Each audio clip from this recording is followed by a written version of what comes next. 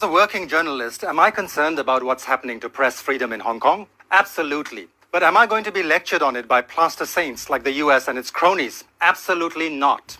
Let me tell you why.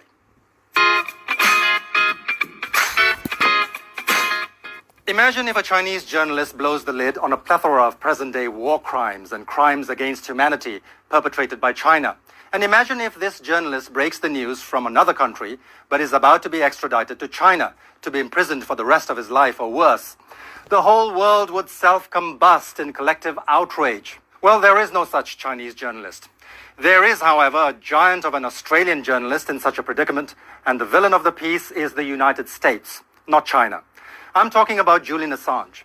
And even as I speak, he continues to be victimized, vilified, and crucified in a slow execution right before our eyes. What did he do to deserve it? He told the truth.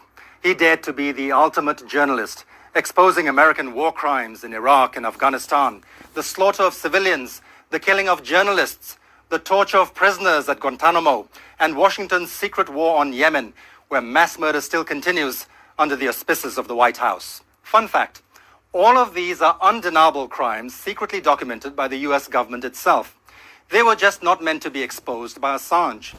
The US was so embarrassed and so hell-bent on vengeance that it orchestrated a global campaign to destroy him, with the complicity of vassal states like Britain and Australia. Assange took refuge at Ecuador's embassy in London for 7 years before British police dragged him out and threw him into a maximum security prison that houses terrorists, murderers, and rapists. Nearly 3 years later, after a sham trial in a kangaroo court, with the flimsy case against Assange thoroughly discredited, Britain's much-vaunted justice system has paved the way for his extradition to the US, where he faces certain death. They have already dehumanized and reduced him to a suicidal, stroke-ridden, physical and mental wreck of a man. But they're not done with him yet.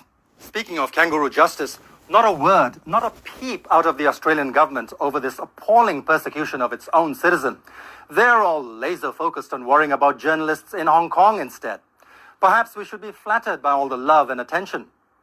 By the way, we also know now that the CIA actually plotted to assassinate Assange in London, even exploring the option of murdering him in a street shootout. Go democracy, I quote American journalist Chris Hedges. Julian Assange committed the empire's greatest sin. He exposed it as a criminal enterprise. He documented its lies, callous disregard for human life, rampant corruption, and innumerable war crimes. Republican or Democrat, conservative or Labour, Trump or Biden, it does not matter. The goons who oversee the empire sing from the same satanic songbook. Empires always kill those who inflict deep and serious wounds. End quote. Is there no limit to the insufferable hypocrisy of these gangsters in glass houses, these emperors who have no clothes? They defecate all over human rights and press freedom in the name of national security whenever it suits them, calling it justice. When some other country they don't like does anything of that sort, it's repression. How convenient. Here I quote another astute political commentator from the West, George Galloway.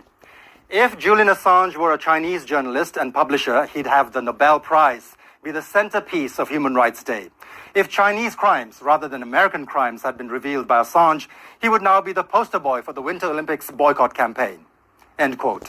What they're doing to this brave man who has done more for journalism than any of us is a travesty, an atrocity, an abomination.